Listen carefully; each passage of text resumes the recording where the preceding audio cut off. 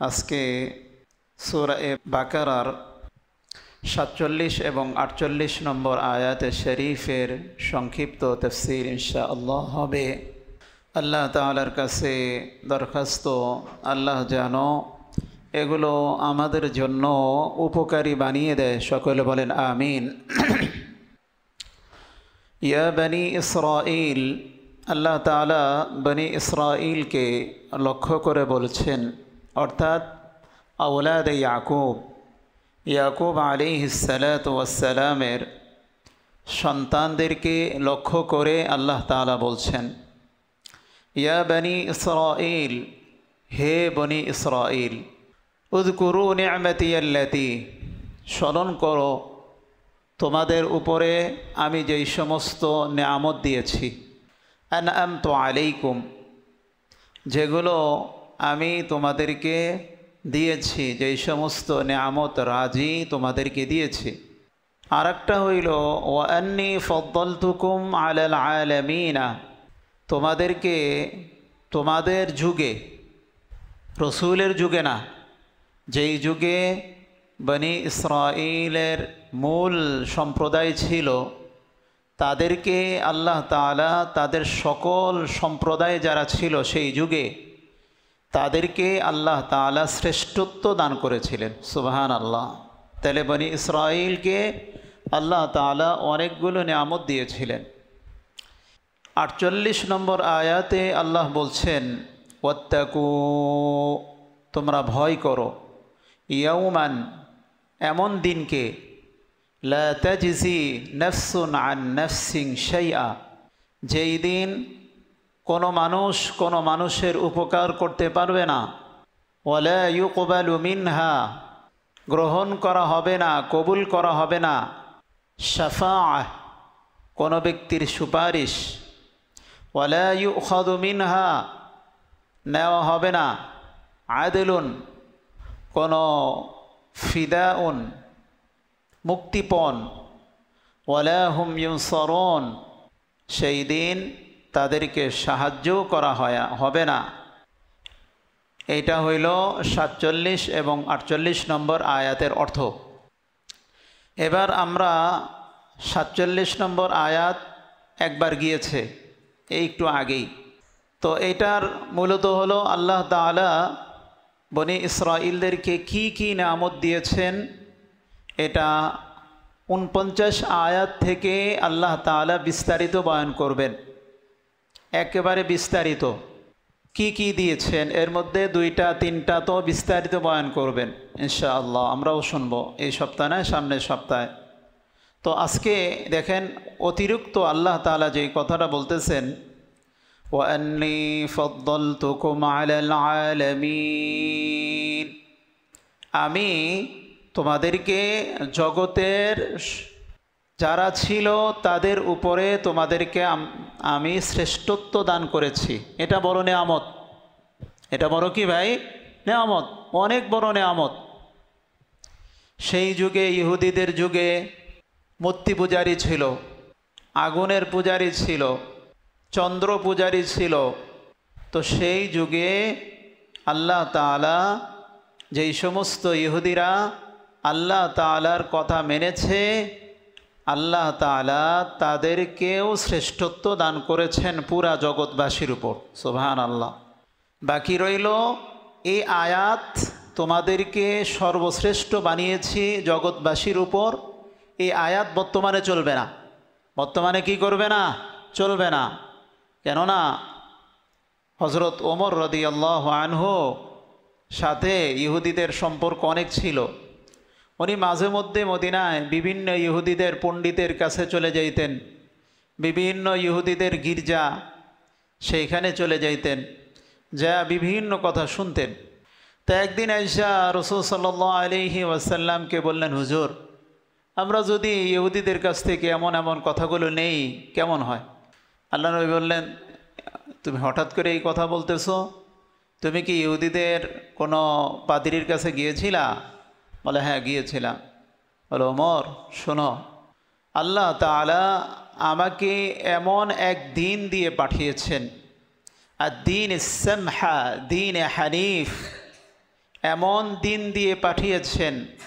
আরে ইহুদি তো দূরের কথা, লাউ কানা মূসা হাইয়ুন, যদি মূসা জীবিত থাকতো, মূসা যদি কি থাকতো, জীবিত থাকতো, তাহলে মূসারও জন্য অপরিহার্য ছিল আমার মুহাম্মাদের শরীয়তকে অনুসরণ করা। সুবহানাল্লাহ। তাইলে ইহুদিদের কাছ থেকে ধার করার দরকার নাই, ধার করার কি করা নাই, দরকার নাই। ওমর এরপর আর কোথাও যায়নি। 48 নম্বর আয়াতে দেখেন আল্লাহ বলছেন ওয়াত্তাকু, হে মানুষ তোমরা ভয় করো। মূলত লক্ষ্য করে বলা হয়েছে ইহুদিদেরকে, কিন্তু এটার মধ্যেও আমরাও শামিল।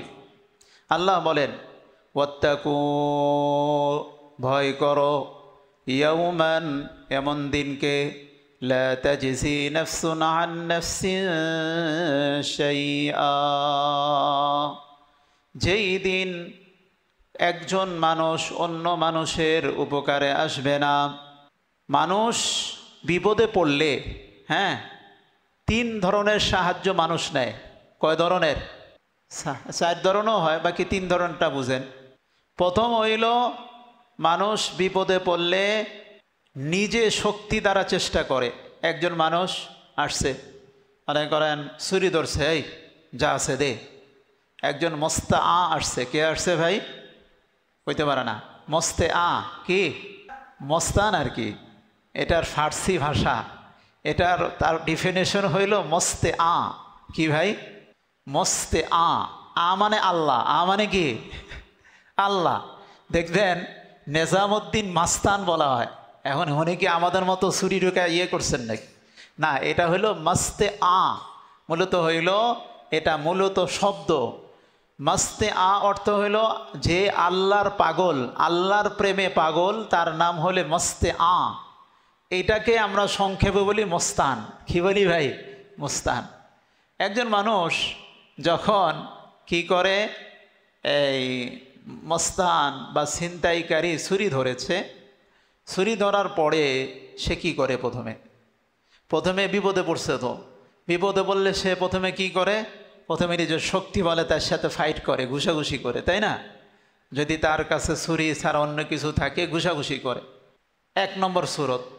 2 নম্বর সূরত হইল মিনহা শাফাআহ। 2 নম্বর পদ্ধতি হলো অন্যর মানুষকে, এটা ছিনতাইকারী না, মনে করো অন্য কাজের মধ্যে একটা চাকরি দরকার, তো তাদের জন্য সুপারিশকারী ধরে। হুজুর, আমার একটা চাকরি দরকার, হুজুর আপনি যদি ওই ভাইয়ের কাছে একটু সুপারিশ করতেন। করে কি করে না রে ভাই? এটা তো হুজুরবাদ, অন্যকে সুপারিশ করে। তো এইটাও সুপারিশ দুনিয়াতে কাজে আসবে, কিন্তু এমন দিনেরকে ভয় করো যেই দিন এই সুপারিশ কি আসবে না, কাজে আসবে না।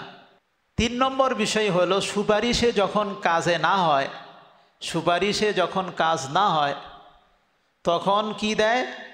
ওয়ালা ইউখাযু মিনহা আদলুন, তখন তার পরিবর্তে ঘুষ দেয়। কি দেয়? কি দেয় রে ভাই? ঘুষ দেয়। তাইলে মানুষ বিপদে পড়লে কয় সূরতে বিপদ থেকে নাজাত পায়? 3 সূরত। 1 নম্বর হলো নিজে, এবার হইল সুপারিশ, 3 নম্বর হইল ঘুষ। 3 নম্বর কি? ঘুষের অপর নাম, আমাদের এক বুজুর্গ বলতেন, এই শেখ মাওলানা জুবায়ের আহমদ আনসারি রহমতুল্লাহ আলাই, ওই যে করোনার সময় ওনার মৃত্যু হইল, সর্বপ্রথম বড় আলেমদের মধ্যে করোনার সময় ওনার মৃত্যু হয়েছে। আল্লাহ তাআলা, আমরা তো যাইতে পারি না, তো যারা গেছে ওনাদেরকে শুনছি, ডিরেকশনা দিয়েছিল সরকার, এই 10 জন যে জানাজা নামাজ পড়ে নেবেন। কয়জন নিয়ে?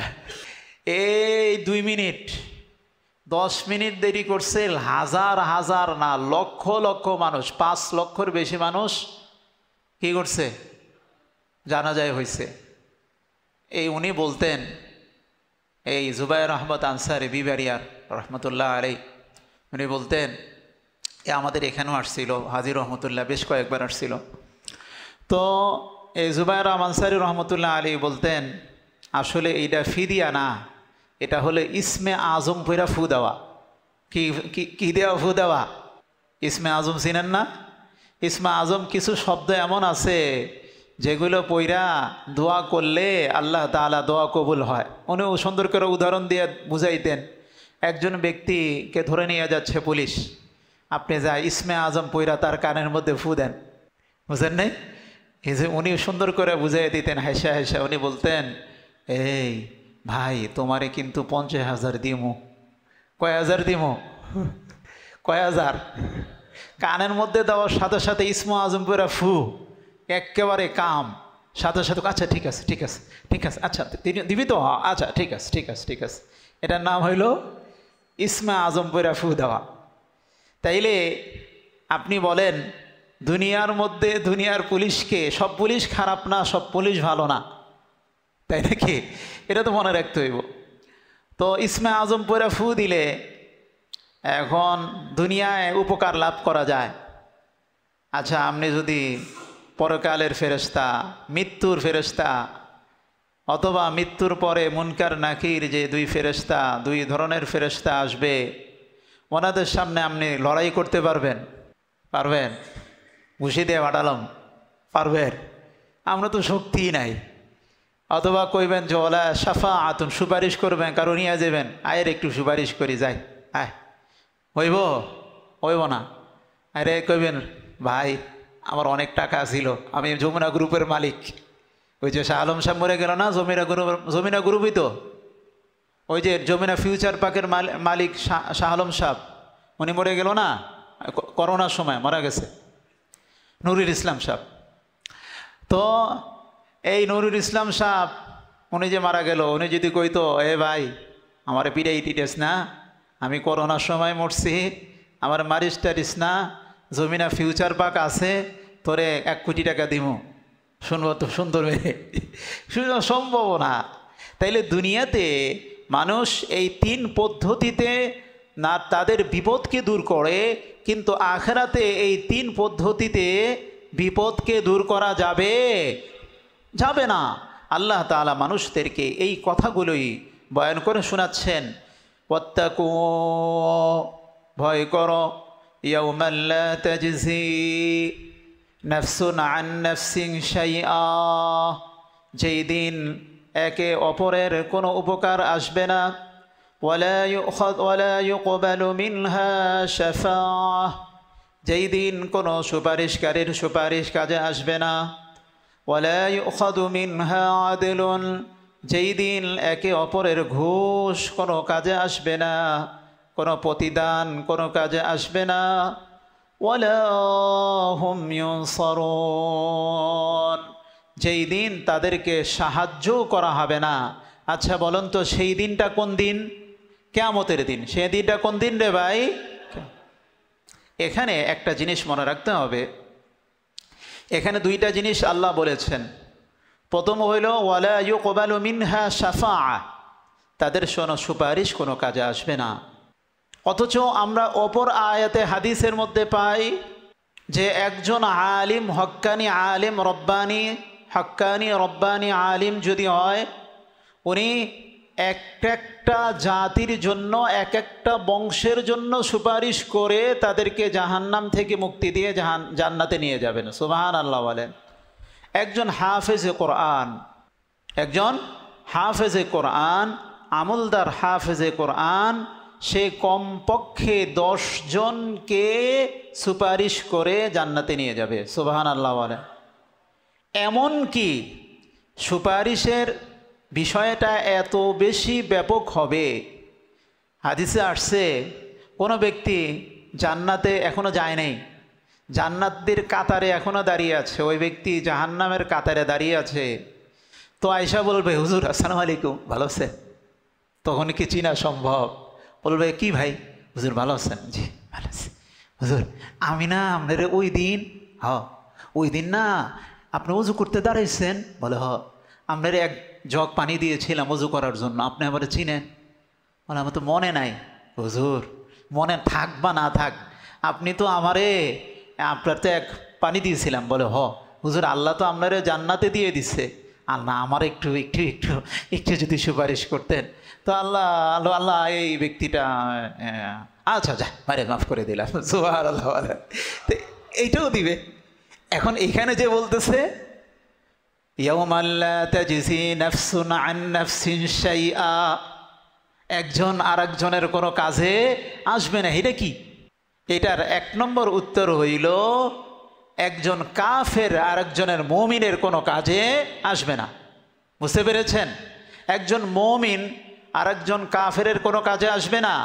মনে করেন একজন নাস্তিক আপনার আব্বা, আল্লাহ না করুক, একজন নাস্তিক আপনার ভাই, একজন কাফির আপনার আব্বা, একজন কাফির আপনার মামা, একজন কাফির আপনার চাচা, একজন কাফির আপনার অমুক, একজন কাফির আপনার মসজিদের মুসল্লি। মুসল্লিও তো কাফির হইতে পারে, পারে কি পারে না রে ভাই? পারে। তাহলে এদের জন্য কোনো মুমিন কাফেরদের জন্য কোনো সুপারিশ করবে না, সুপারিশ করার আল্লাহ তাআলা অনুমতিই দিবেন না। বাকি রইল এই সুপারিশ আবার কখন শুরু হবে? সুপারিশ কখন শুরু হবে? এটা লম্বা হাদিস। একটা হাদিস শুনেন, কিয়ামতের ময়দানে কিয়ামত কায়েম হওয়ার জন্য মানুষ পেরেশান হয়ে যাবে। সূর্য নির্দিষ্ট স্থানে দূরত্ব থাকবে। মানুষগুলো আপন আপন ঘামের মধ্যে তারা এই অবস্থায় থাকবে। কিছু মানুষকে আল্লাহ তাআলা এমতো অবস্থায় আরশের নিচে ছায়া দান করবেন, তাদেরকে দেখে হবেই মনে তাদের কোনো টেনশন নাই, চিন্তা নাই। তাদেরকে আল্লাহ তাআলা বিনা হিসাবে জান্নাত দান করবেন। সুবহানাল্লাহ। আর কিছু মানুষ, হাজারো লক্ষ মানুষ, তারা পেরেশান হয়ে যাবে, পেরেশান। তারা সকলে একজন আরেকজনকে জিজ্ঞেস করবে কি করা, কিয়ামত কায়েম হোক, আগে জান্নাত জাহান্নাম পরে দেওয়া দিক, এটা পরে, আগে আগে কিয়ামত কায়েম হোক, আর ভাল লাগে না। তো এরা সকলেই মিলে হযরত আদমের কাছে যাবে। কার কাছে যাবে? আদম। আদমের কাছে যা বলবে, আদম আপনি আমাদের সকলের বাপ। হ্যাঁ, সকলের বাপ না? আদম আমাদের কি? সকলের বাপ। এই মুমিনেরও বাপ, মুনাফিকেরও বাপ, কাফেরেরও বাপ, আবু জেহেলেরও বাপ, আবু লাহাবেরও বাপ, মুহাম্মদ সাল্লাল্লাহু আলাইহি ওয়াসাল্লামের পিতা, সমস্ত মানুষের পিতাকে আদম। মানুষ যা বলবে, আল্লাহর নবী আপনি আমাদের পিতা, আপনি কে আল্লাহ তাআলা আপন কুদরতি হাতে বানিয়েছেন। সুবহানাল্লাহ। আপনাকে আল্লাহ তাআলা সফিউল্লাহ বলেছেন, নির্বাচিত করেছেন। আহা, আমরা কি অবস্থায় আছি হযরত! আপনি যদি আল্লাহ তাআলার কাছে সুপারিশ করতেন তাহলে কিয়ামত কায়েম হইত, আমাদের এই অবস্থা থেকে আল্লাহ তাআলা নাজাত দিয়ে দিত। হযরত আদম বলবেন, আমি পারবো না, আমার জন্য সম্ভব না, আমার দ্বারা কিছু অনিচ্ছাকৃত ইজতিহাদি ভুল হয়ে গিয়েছিল, ইজতিহাদি ভুল হয়ে গিয়েছিল, আমি পারবো না, আমি পারবো না। বলে তাহলে কার কাছে যাইতাম? বলে যাও যাও তোমরা সকলে নূহের কাছে যাও, কেননা নূহ ছিলেন দুনিয়ার বুকে সর্বপ্রথম রসুল। কি ছিল? সর্বপ্রথম রসুল। ওনার কাছে যায় বলবে, হে নূহ, আপনাকে তো আল্লাহ তাআলা অনেক বড় করেছেন, আপনাকে তে নূহুন নবিউল্লাহ বলেছে, আপনাকে এই মর্যাদা দিয়েছে, এই মর্যাদা দিয়েছে, এই মর্যাদা দিয়েছে, এই মর্যাদা দিয়েছে, এই মর্যাদা দিয়েছে। নূহ বলবেন, সব কিছুই দিয়েছেন, কিন্তু আজকে আমি পারবো না। আল্লাহ তাআলা এত বেশি রাগান্বিত হয়েছেন, আর কখনোই এত বেশি রাগান্বিত হবেন না, আমি পারবো না। আমার কয়েকটা ইজতিহাদি ভুল হয়েছিল, ওই যে আমার সন্তানের জন্য দোয়া করেছিলাম, আমি পারবো না। তাহলে কার কাছে যাইতাম? বলে সকলেই তোমরা ইব্রাহিমের কাছে যাও। সকলেই মিলে ইব্রাহিমের কাছে যাবে, যে বলবে, ইব্রাহিম আপনি তো খলিলুর রহমান। সুবহানাল্লাহ। আপনাকে আল্লাহ তাআলা খলিলুর রহমান উপাধি দিয়েছেন, অন্তরঙ্গ বন্ধু, বিশেষ বন্ধু। আপনাকে আল্লাহ তাআলা ওয়াইদ ক্বালা ইব্রাহিমু ওয়াইদ ইবতালা ইব্রাহিমু বিকালিমাতিন, আল্লাহ তাআলা আপনাকে অনেক অনেক পরীক্ষা করেছেন, আপনি সফলকাম হয়েছেন। আপনাকে আল্লাহ তাআলা আগুনকে আল্লাহ তাআলা ফুলবাগন বানিয়ে দিয়েছেন, কত কিছু দিয়েছেন। আজকে আমাদের জন্য একটু সুপারিশ করেন। বলে ভাই, বাবারা আমি পারবো না, লাস্তু হুনাকুম, আমি কয়েকটা ইজতিহাদি ভুল হয়েছিল, আমি আমার বাপের জন্য দোয়া করেছিলাম, আমি পারবো না। তাহলে কার কাছে যাইতাম? বলে তোমরা সকলে মূসার কাছে যাও। সকলে মূসার কাছে যাবে, যা বলবে মূসা গো, আপনাকে আল্লাহ তাআলা অনেক মর্যাদা দিয়েছেন, আপনাকে আল্লাহ তাআলা কালিমুল্লাহ বলেছেন, আল্লাহর সাথে সরাসরি আপনার সাথে কথাবার্তা বলিয়েছেন। বলে সব কিছুই সত্য, কিন্তু আল্লাহ তাআলা এত বেশি রাগান্বিত, আজকে কেউ রাগান্বিত আর এর মতো হবে না। বলে তার কার কাছে যাইতাম? বলে ঈসার কাছে যান। সকলেই ঈসার কাছে যাবে, যা বলবে ঈসা আপনি আমাদের অবস্থা দেখতেছেন, আল্লাহ তাআলা আপনাকে রূহুল্লাহ বলেছেন, আল্লাহ তাআলা কুন ফায়াকুন বাপসারা বানিয়েছেন, এমন এমন মর্যাদা দিয়েছেন। উনি বলেন আমি পারবো না। বলে পারবেন না কেন? বলে মানুষ আমাকে আল্লাহ তাআলার পুত্র বলেছে, বলে আরও অনেক কথা বলেছে, এই জন্য আমার ভয় লাগে, আমি পারবো না। বলে তাহলে কার কাছে যাইতাম? বলে কার কাছে যাইতাম জানো না? আরে তোমরা সকলে মুহাম্মাদুর রাসূলুল্লাহর কাছে যাও। সকলে মুহাম্মাদুর রাসূলুল্লাহর কাছে যাবে, যা বলবে ইয়া রাসূলুল্লাহ আনতা খায়রুন নবীন, নবী আপনি তো সর্বোত্তম নবী, আপনি তো সর্বশেষ নবী, আপনাকে আল্লাহ তাআলা মুজাম্মিল দিয়েছেন, আপনাকে আল্লাহ তাআলা মুদ্দাসির বলেছেন, আপনাকে আল্লাহ তাআলা ইয়াসিন বলেছেন, আপনাকে আল্লাহ তাআলা এই মুজিজা দিয়েছেন, আপনার হাতের আঙ্গুলের ইশারায় চন্দ্রকে দ্বিখণ্ডিত করে দিয়েছেন, আপনাকে কোরআন দিয়েছেন। নবী আমাদের জন্য একটু সুপারিশ করেন। নবী বলেন হ্যাঁ ঠিক জায়গায় আসছো। উনি কি করবেন? উনি সেজদায় পড়ে যাবেন, সেজদায় পড়ে যাবেন, আল্লাহ তাআলার কাছে এমনভাবে সেজদায় পড়বেন। আল্লাহর রসুল বলেন যেই জায়গাটার মধ্যে যেই স্থানে সেজদা করবেন, যেই মর্যাদা আল্লাহ তাআলা দিয়েছেন, এই মর্যাদার নাম হইল মাকামে মাহমুদ। সুবহানাল্লাহ। এই জায়গার নাম কি ভাই?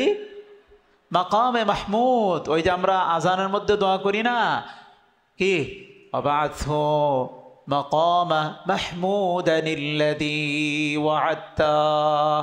আবার কোরআনেও রয়েছে, কোরআনে আছে না?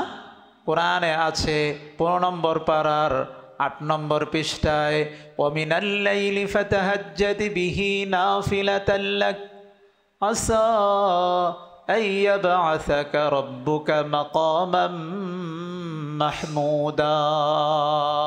হে নবী আপনাকে মাকামে মাহমুদ দান করা হয়েছে।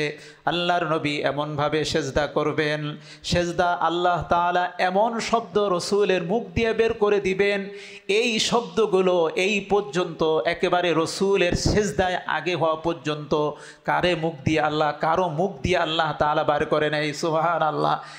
এমন এমন প্রশংসা আল্লাহ তাআলা বের করবেন, আল্লাহ তাআলার রহমতের মধ্যে জোশ এসে যাবে।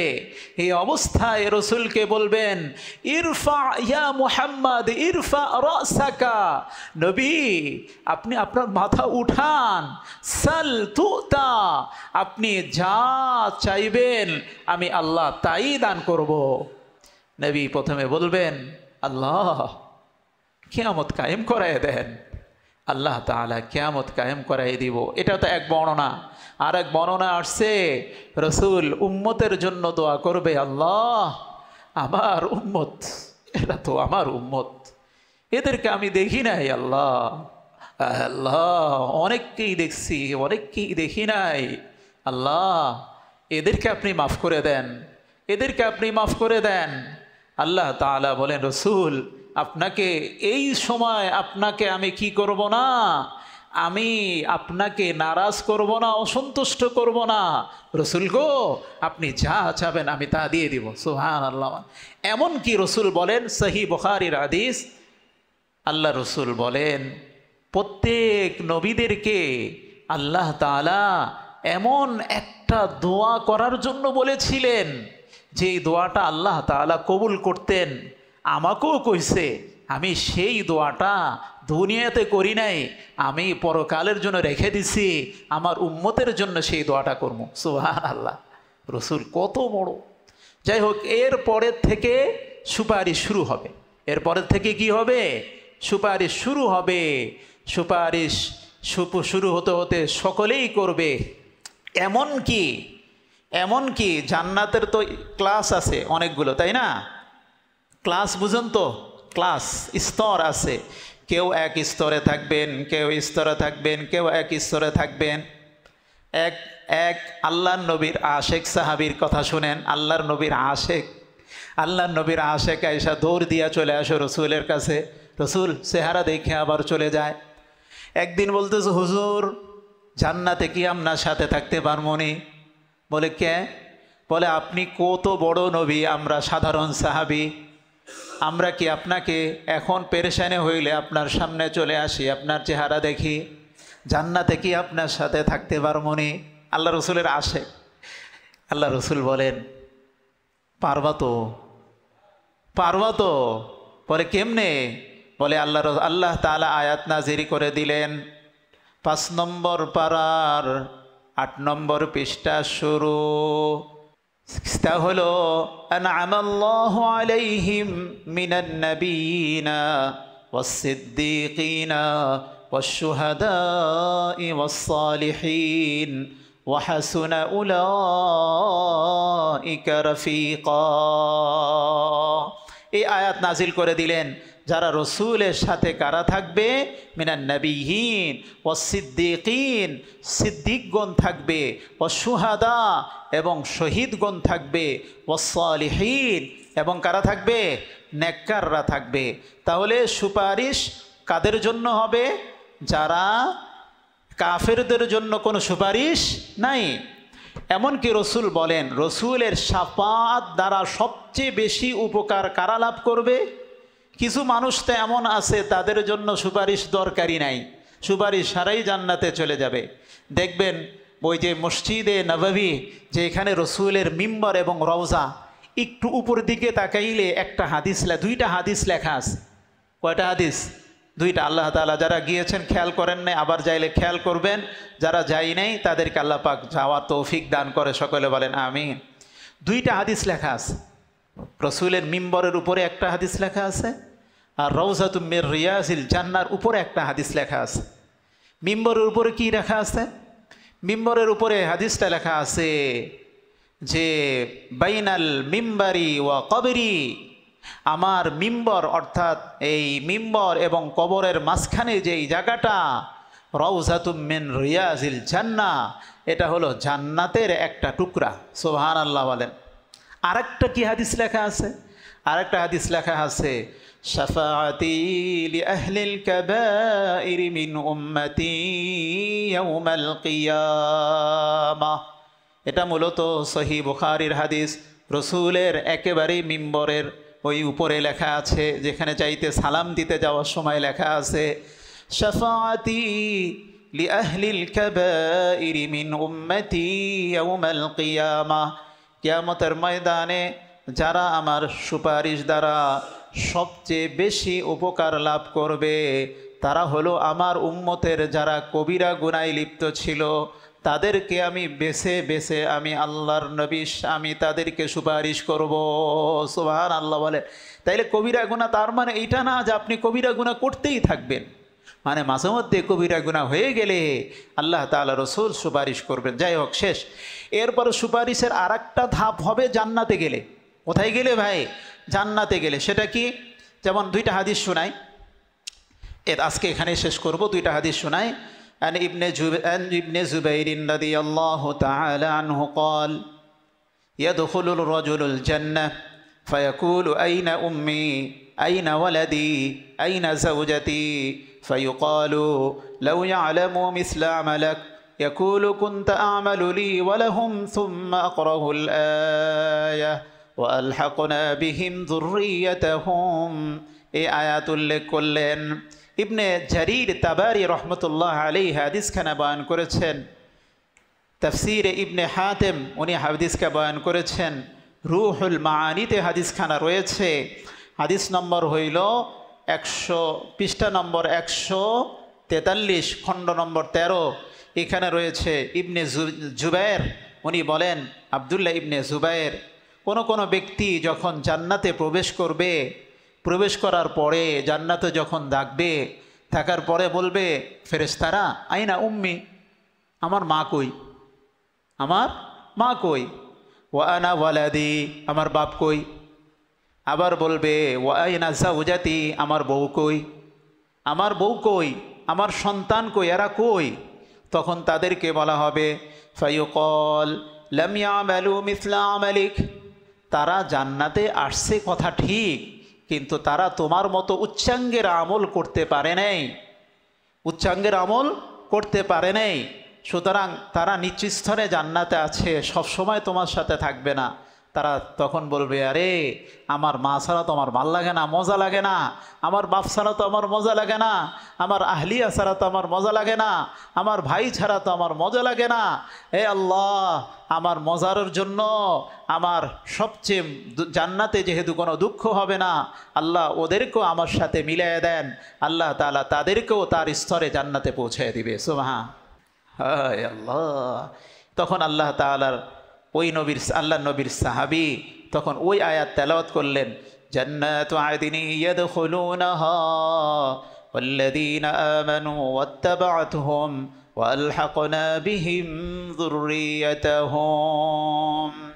তাহলে আল্লাহ তাআলা এইভাবে সুপারিশের মাধ্যমে কি করবেন? মুমিনের সুপারিশের মাধ্যমে তাদেরকে জান্নাতের মর্যাদাকে আল্লাহ তাআলা বাড়াবেন। তাইলে সুপারিশ আছে না নাই রে ভাই? আছে। আল্লাহ তাআলা আমাদেরকে নেক আমলের মাধ্যমে আমাদের জীবনকে সাজানোর তৌফিক দান করুক। এই জন্য ছোট থেকে ছোট কোনো নেক আমলকে ক্ষুদ্র মনে করা, মানে তুচ্ছ মনে করা নাই। আবার কিছু নেক আমল আছে, এটা জমা করে রাখবেন। কিছু করে রাখবেন, এটা কইবেন না মানুষের কাছে। মানুষের কাছে কইলে তো এটা মানুষ জানে নেব, এই জন্য এটা জমা করে রাখবেন। কিছু জিনিস আছে হাল্লাকা সিররুন ইনদাল্লাহ, যে কিছু জিনিস আছে আল্লাহ তাআলার কাছে জমা করে রাখবেন, শুধু বাইনাকা ওয়া বাইনাল্লাহ, যে শুধু আল্লাহ এবং আপনি জানবেন। তখন এই কাটা করার কারণে দেখবেন যে আল্লাহ তাআলা ওই আমলের বরকতে কিয়ামতের বিভীষিকাময় অবস্থান থেকে আল্লাহ তাআলা নাজাত দান করবেন। আল্লাহ তাআলা আমাদের সকলকেই যা কিছু বললাম, আমাকেও আপনাকেও যেগুলো আমল করার সেগুলো আমল করার তৌফিক দান করুক।